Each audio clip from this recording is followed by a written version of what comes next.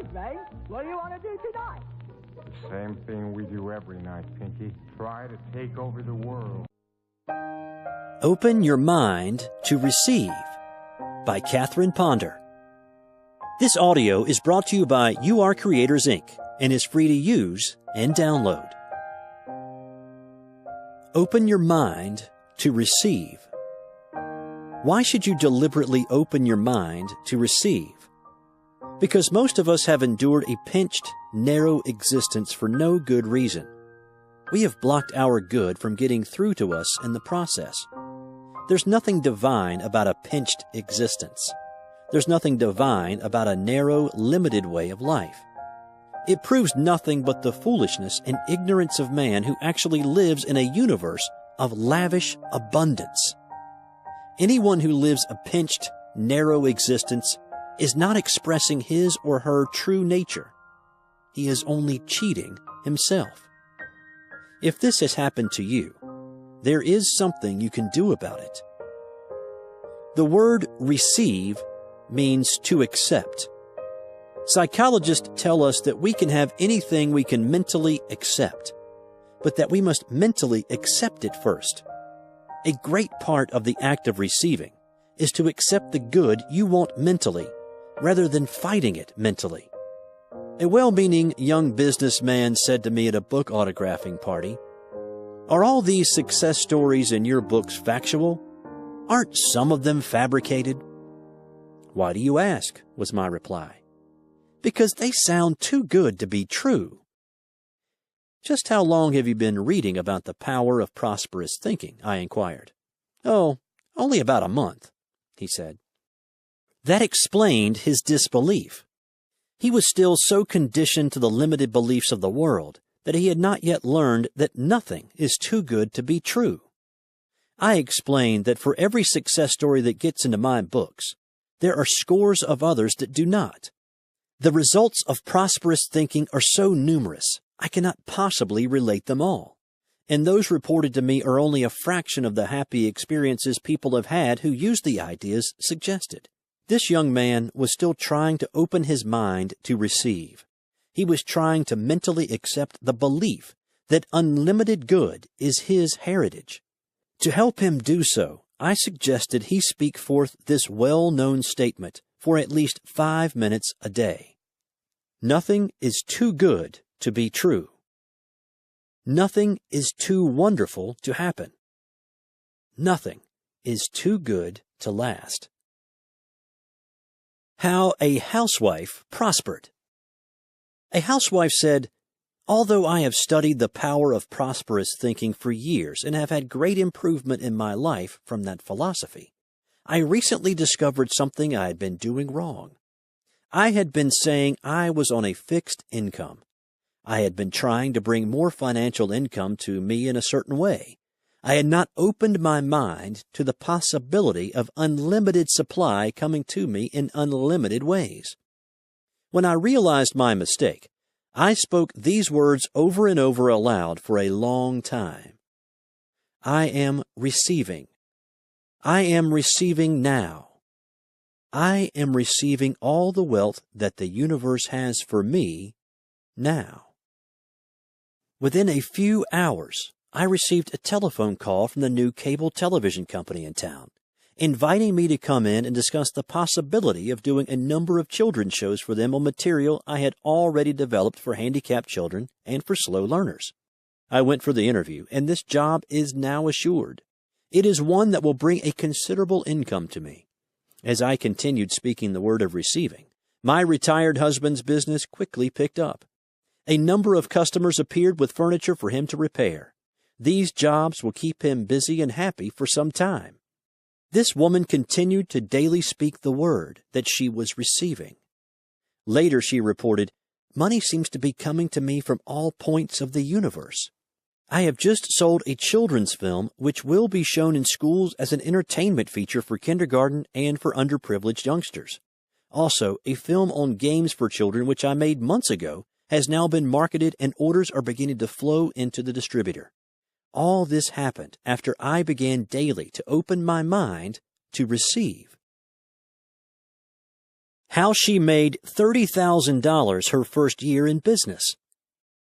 Most of us have heard a great deal about giving, but not nearly enough about receiving. At the Christmas season, the emphasis is usually on giving, giving, giving. The result is that many people have a hang-up about receiving. Giving is only one half of the law of increase. Receiving is the other half. We can give and give, but we may unbalance the law unless we also expect to receive. Many people unbalance the law by not expecting to receive, and so they do not. As related earlier in Open Your Mind to Prosperity, a very beautiful and fashionably dressed lady once said to me, "When I first took up the study of prosperous thinking, I prospered so much so quickly that it startled me. I had just gotten a divorce and had only a few months' living expenses on hand. I decided to take a chance and used that money to go into business on a shoestring. I expected to make between $4,000 and $6,000 the first year from my new business. Instead, I made between $4,000 and $6,000 during the first few months. I made $30,000 that first year in business, and I will probably make at least $50,000 this year." My reason for repeating this lady's story here is because of her last statement. She said, "My greatest problem has been in trying not to feel guilty about receiving so much." It is your Father's good pleasure to give you the kingdom, and it should be your good pleasure to receive it. Why a manufacturer failed. A recent newspaper story reported on a manufacturer of T-shirts who had gone bankrupt. The news story showed why. Thinking it a joke, he had placed this slogan on the back of each T-shirt: "Money isn't everything." This man could not mentally accept the idea of prosperity in the form of money. He had not opened his mind to receive, so of course he did not. Conversely, perhaps you've heard the other quip: money isn't everything. There's also hunger, misery, and poverty. You must be careful what you notice, talk about, or give your attention to, because that is what you are identifying with, and that is what you will bring into your life. Whatever you notice, you are inviting into your life. Whatever you talk about, you are inviting into your life. Whatever you identify with in your thoughts, words, and actions, you are inviting into your life. If you notice, talk about, and identify with war, crime, disease, financial problems, inharmony, this is what you are inviting into your own life. Through the law of mind action, it will come. How a restaurateur identified with failure. There once was a man who thought he was about to go broke in the restaurant business. He invited me to eat in his restaurant. When I walked in, I could see one obvious reason why business was not good. His restaurant had such a dismal, uninviting atmosphere. I suggested he brighten it up if he wanted people to come there to relax and to eat. On my way out, I discovered another reason why business was not good. Near the cash register was a joke sign which read, "This is a non-profit business. We didn't plan for it to be. It just worked out that way." The joke was on that man. He had mentally identified with non-profit, and that was what he had attracted. I suggested he throw away that sign and stop talking about lack if he wanted to prosper. Identification with a certain state of mind will bring that state of mind and affairs to you, so be careful. What you notice, give your attention to, talk about, and get all worked up over emotionally is what you are inviting into your life, whether you mean to or not. Open your mind to receive by noticing, giving attention to, and talking about what you want to bring into your life. Nothing else. How one man made a comeback from illness when he identified with good. I once dined with a famous metaphysician at his hill house overlooking Los Angeles. While on a lecture trip in that area, I was surprised to receive his invitation to dinner because I knew that he had undergone serious surgery just a few weeks previously. Many who knew him were predicting that he would be forced to retire because of his health. Nevertheless, When I arrived at his beautiful home for dinner, he greeted me pleasantly. Other friends soon joined us, and we had a happy evening together as we chatted and reminisced about many things. His recent surgery was never mentioned. The state of his health was not discussed. In spite of all the dire predictions, this man made a tremendous comeback in his health and his career. He was soon accepted by an even more prestigious church than he then served. Next, he wrote several books on which he lectured on a round-the-world trip. I had the pleasure serving as one of the guest ministers in his thriving church while he was away. For a number of years thereafter, he continued going strong. He spoke several times a week in his own church and elsewhere. He had a daily radio program, a dial-a-prayer ministry, and on occasion, a television show. He still wrote a book a year. Only 15 years later did he finally retire.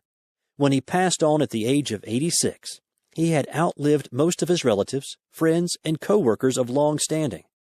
More than 2 decades ago, when everyone said he was through, this man deliberately opened his mind to receive an inflow of health by identifying with the good.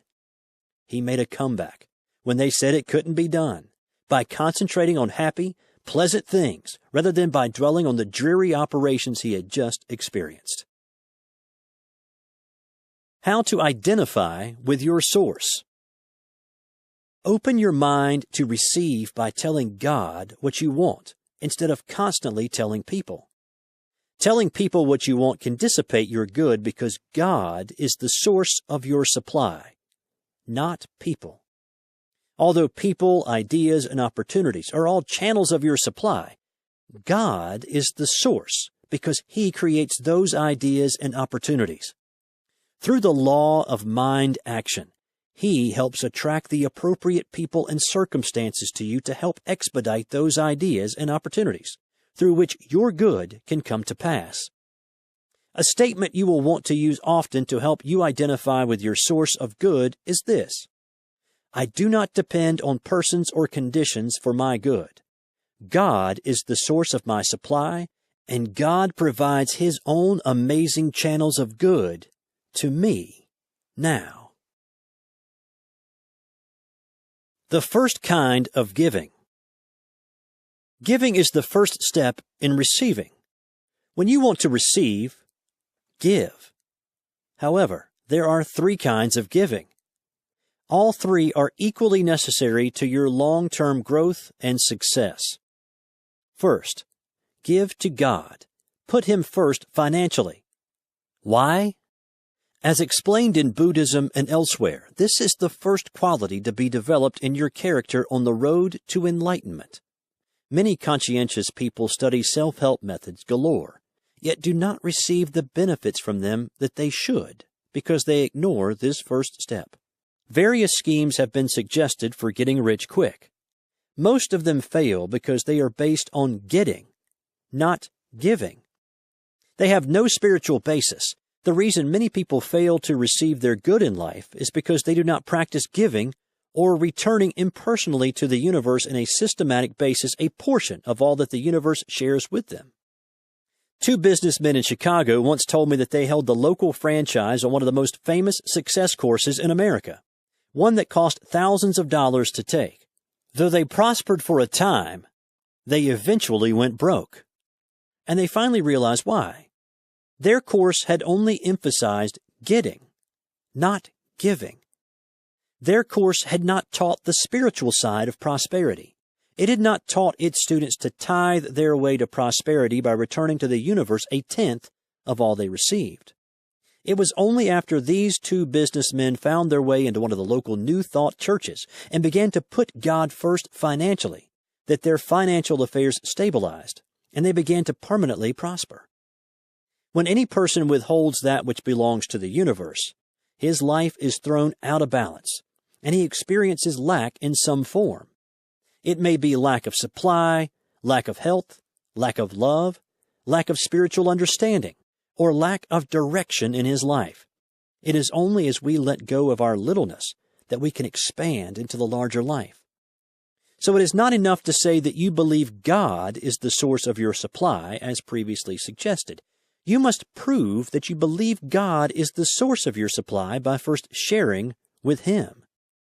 This keeps you in touch with a universal source of abundance. The billionaire Solomon pointed out why the wise use this ancient success method and what it could mean to you when he advised, "Honor the Lord with thy substance, and with the first fruits of all thine increase. So shall thy barns be filled with plenty, and thy vats shall overflow with new wine." Proverbs chapter 3, verses 9 and 10. The second kind of giving. Second, give to yourself. Yes, open the mind to receive by giving to yourself, because all progress begins with self-improvement. It is just as possible to overgive to others as it is to undergive to yourself. Overgiving to others and undergiving to yourself unbalances the law and keeps your good from coming through. You must first give your attention to the improvement and development of yourself before you can possibly help others.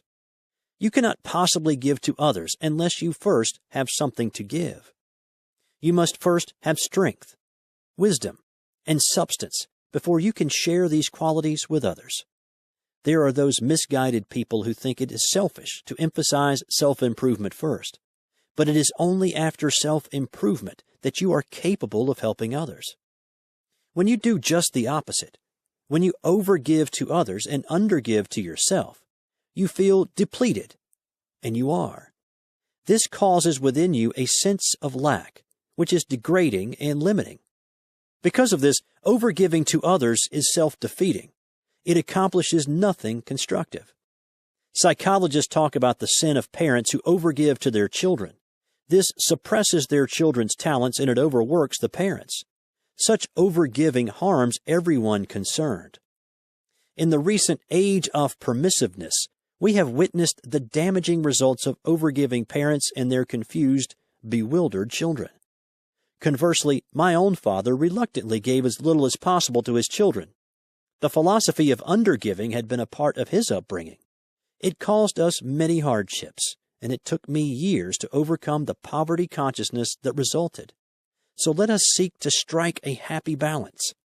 The philosophers of old advised, "To thine own self be true." Give something to yourself right away. It might be a new book you wish to read, an item of clothing or jewelry, or something for your home or office. It might be a treat of going out to dinner, to the theater, to a party, or taking a vacation. It might be the deliberate setting aside of some daily time for prayer, meditation, and inspirational study. It might be something big or small, tangible or intangible. The third kind of giving. Third, after giving to God and to yourself, then give something to someone else. After you give something to someone else, bless whatever it is that you give. Bless the person or persons to whom you gave it. Then release both the gift and the recipient.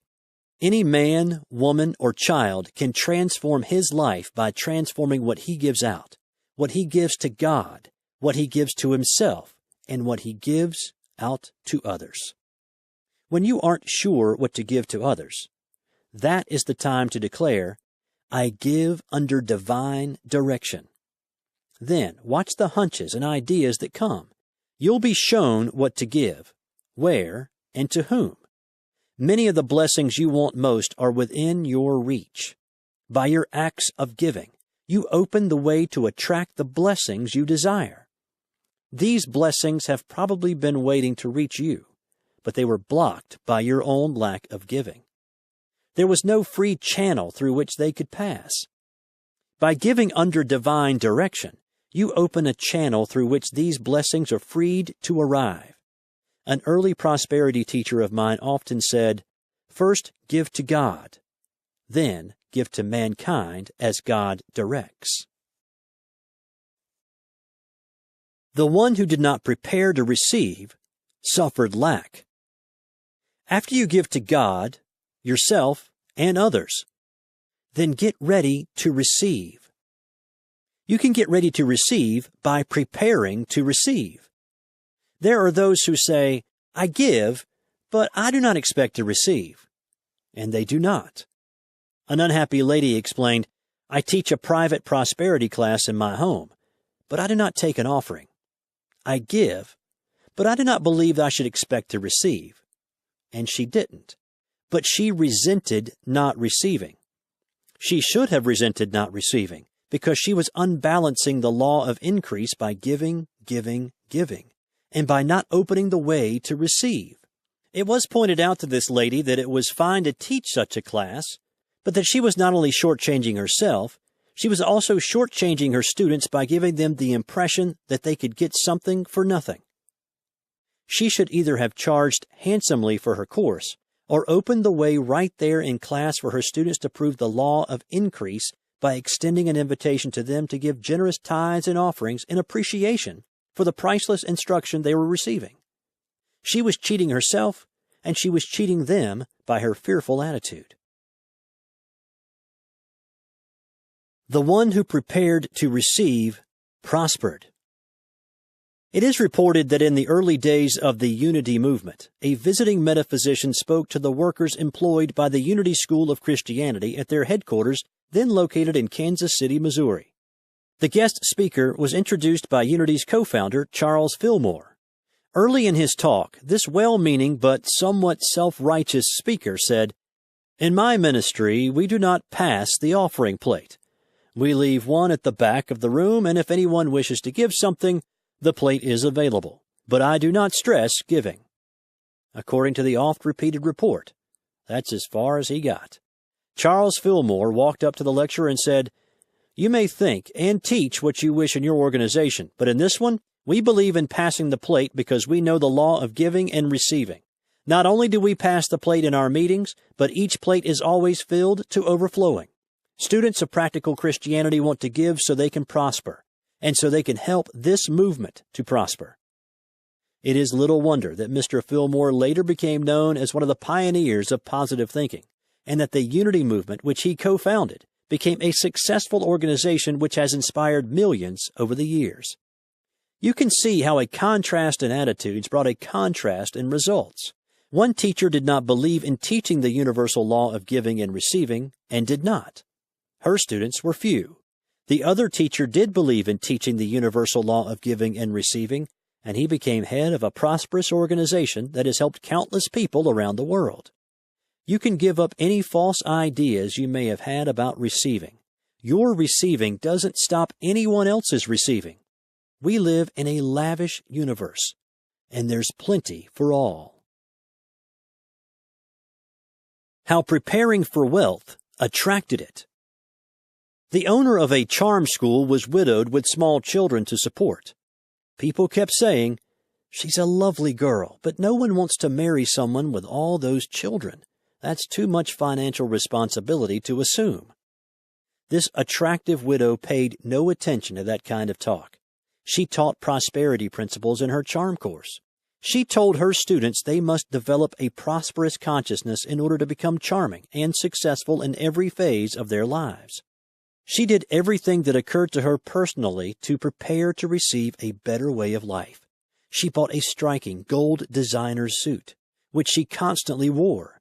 It cost $200, which was a huge sum for such an item 23 years ago.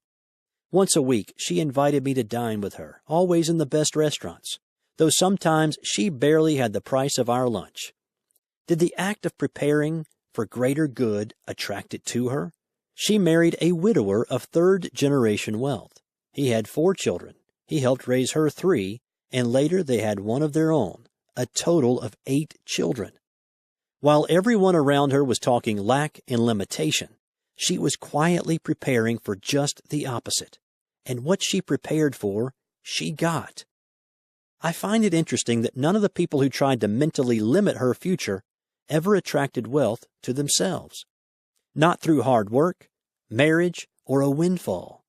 The limited thoughts they meant for her, they unwittingly attached to themselves. Prepare by speaking the word of receiving. Many people's prayers are not answered because they keep asking in prayer, but they do not follow through by getting ready to receive. After you prepare to receive, you are then ready for the next step. Speak the word of receiving, as did the housewife early in this chapter. When you daily declare that you are receiving, your words make a believer out of your subconscious mind, which then starts working with you to help make it so. The way to avoid a pinched, narrow way of life is to deliberately speak the word of receiving. Declare daily, I am receiving. I am receiving now. I am receiving all the wealth that the universe has for me now. A businessman started doing this, and within 1 year, his income became 8 times what it had been. Another businessman says he has received unexpected checks of $1,000 or more every time he has consistently declared, all that is mine by divine right now comes to me speedily, richly, freely. I am receiving now. Release is the final step. As a teacher of practical mysticism recently said, students of prosperity need to know when to release the inner work they have done, then relax, so that outer results can come. There are resting places in mental action. There is a time to fish and time to dry your nets. On various occasions during my life, greater good has come to me after long periods of inner work, when I felt guided to release it all to its perfect results.